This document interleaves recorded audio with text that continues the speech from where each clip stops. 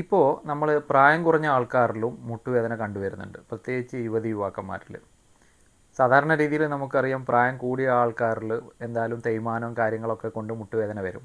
പക്ഷേ എന്തുകൊണ്ടാണ് ഇപ്പോൾ യുവതി യുവാക്കന്മാർക്ക്, പ്രത്യേകിച്ച് പ്രായം കുറഞ്ഞ ആൾക്കാർക്കും ഒരു മിഡിൽ ഏജ്ഡ് ആയിട്ടുള്ള ആൾക്കാർക്കൊക്കെ മുട്ടുവേദന വരുന്നത്? അപ്പോൾ ഇവർക്കെല്ലാം തേയ്മാനം കൊണ്ട് തന്നെയാണോ വരുന്നത്? പൊതുവേ എല്ലാവർക്കും ഉള്ളൊരു ഡൗട്ടാണിത്. പല കാരണങ്ങളുമുണ്ട്. നമ്മുടെ മുട്ടിൻ്റെ ഉള്ളിൽ 3 എല്ലുകളാണുള്ളത്. ഒന്ന് നമ്മുടെ തുടയെല്ല്, താഴത്തെ ടിബിയ എന്ന് പറയുന്ന എല്ല്, പിന്നെയുള്ള ചിരട്ടയാണ് മുട്ടിൻ്റെ നീ ക്യാപ്പ് എന്ന് പറയും. ഈ 3 എല്ലുകളാണ്. ഇതിനെ ചുറ്റിപ്പറ്റി കുറേ മസിൽസും അതിനെ ചുറ്റിപ്പറ്റി കുറേ ലിഗമെൻസും ഉണ്ട്. ഇതിൻ്റെ ഒക്കെ കൂടിച്ചേർന്ന ഒരു സ്ട്രക്ചറാണ് മുട്ട്. അവിടെ നടക്കുന്ന ഒരു കോംപ്ലക്സ് മെക്കാനിസമാണ് മുട്ട് മൂവ് ചെയ്യുകയൊക്കെ ചെയ്യുമ്പോൾ. അപ്പോൾ ഈ മെക്കാനിസത്തിൽ എന്തെങ്കിലും പ്രശ്നങ്ങൾ വന്നു കഴിഞ്ഞാൽ തന്നെ മുട്ടുവേദന വരാം. തേയ്മാനം തന്നെ വേണമെന്നൊന്നുമില്ല.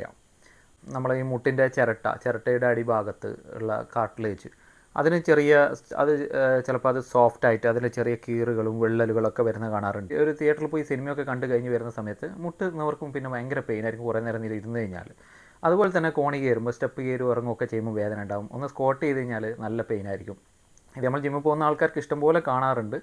പ്രത്യേകിച്ച് പ്രോപ്പർ വാമപ്പ് ഇല്ലാതെയും ഓവർ വെയിറ്റ് എടുക്കുകയും ചെയ്യുന്നു. അതേസമയത്ത് മസിൽ വീക്കായിട്ടുള്ള ആൾ പെട്ടെന്ന് വെയിറ്റിലേക്ക് പോവുകയും ചെയ്യുമ്പോഴാണ് ഇത്തരം ഇഞ്ചുറികൾ കാണുന്നത്. ഇത് ചിലപ്പോൾ സ്ത്രീകളിലും കാണാറുണ്ട്.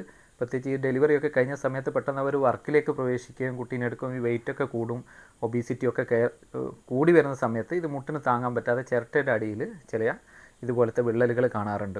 അതുപോലെ തന്നെ നമ്മുടെ ഈ ചിരട്ടയുടെ അടിയിൽ നമ്മുടെ ഈ അലൈൻമെൻറ്റ് കറക്റ്റ് അല്ലെങ്കിലും ഈ മസിൽസിൻ്റെ ഇംബാലൻസും ഉണ്ട്. അതായത് നമ്മുടെ ഈ മസിലിൻ്റെ ക്വാഡ്രിസെപ്സ് മെക്കാനിസം പ്രോപ്പറായിട്ട് വർക്ക് ചെയ്യുന്നില്ലെങ്കിൽ അതിൻ്റെ പുറത്തെ സൈഡിൽ കൂടുതൽ പേശികൾ വലിക്കുകയും ഉള്ളിലത്തെ സൈഡിലെ പേശികൾക്കുള്ള ബലക്കുറവും കാരണം ആ ഒരു സിങ്ക്രണൈസേഷൻ നടക്കാത്തതുകൊണ്ട് മുട്ടിൻ്റെ ഏതെങ്കിലും ഒരു ചിരട്ടയുടെ ഏതെങ്കിലും ഒരു പ്രതലത്തിൽ പ്രഷർ കൂടിയിട്ട് വേദനയുണ്ടാവാം. പിന്നെ തന്നെ ഈ ചെറിയ പ്രായത്തിൽ പെട്ടെന്ന് നമ്മൾ വെയിറ്റ് കൂടി കഴിഞ്ഞ് കഴിഞ്ഞാൽ ഇതേപോലെ പെയിന് വരാറുണ്ട്. ഇതുപോലെ തന്നെയാണ് എന്തെങ്കിലും ഇഞ്ചറികളൊക്കെ പറ്റുമ്പോൾ നമ്മുടെ മുട്ടിൻ്റെ ഉള്ളിൽ പലപ്പോഴും ഇഞ്ചറി പറ്റി നമ്മൾ അറിയാതെ പോകുന്നുണ്ടാവും. ഉള്ളിൽ എന്തെങ്കിലും ലിഗമെൻറ്റ് ഇഞ്ചറി വന്നിട്ടുണ്ടാവാം.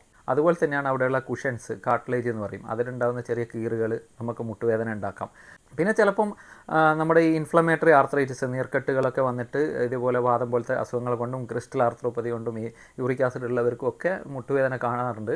ഇപ്പോൾ വളരെ കോമൺ ആയിട്ട് ഇപ്പോൾ ഈ വൈറ്റമിൻ ഡി ഡെഫിഷ്യൻസി ഭയങ്കര കോമൺ ആയിട്ട് കാണുന്നുണ്ട്. അതിൻ്റെ ഭാഗമായിട്ട് ശരീരത്തിൽ മറ്റു ഭാഗങ്ങളിൽ വേദന ഉണ്ടാകുന്ന പോലെ തന്നെ മുട്ടുവേദന കാണാറുണ്ട്. പിന്നെ ചിലപ്പോൾ ഇൻഫെക്ഷനും വരാറുണ്ട്. പിന്നെ വളരെ അപൂർവമായിട്ട് ഈ ട്യൂമർ പോലത്തെ കാര്യങ്ങൾ കൊണ്ടും മുട്ടുവേദന വരാറുണ്ട് യങ് അഡൽട്ട്സിൽ. അപ്പോൾ എപ്പോഴും നമ്മൾ ഈ യങ് അഡൽട്ട്സിൽ ആദ്യം തന്നെ തേയ്മാനം നിന്ന് വിലയിരുത്തുന്നതിന് മുമ്പ് അതിന് മുമ്പുള്ള ഒരുപാട് കാര്യങ്ങളുണ്ട്. അത് ഒന്ന് നോക്കി കണ്ടുപിടിച്ച് ചികിത്സിച്ച് കഴിഞ്ഞ് കഴിഞ്ഞാലും നമുക്ക് ഒരുപാട് കോംപ്ലിക്കേഷൻസ് ഒഴിവാക്കാനും അത് ട്രീറ്റ് ചെയ്യാനും പറ്റും.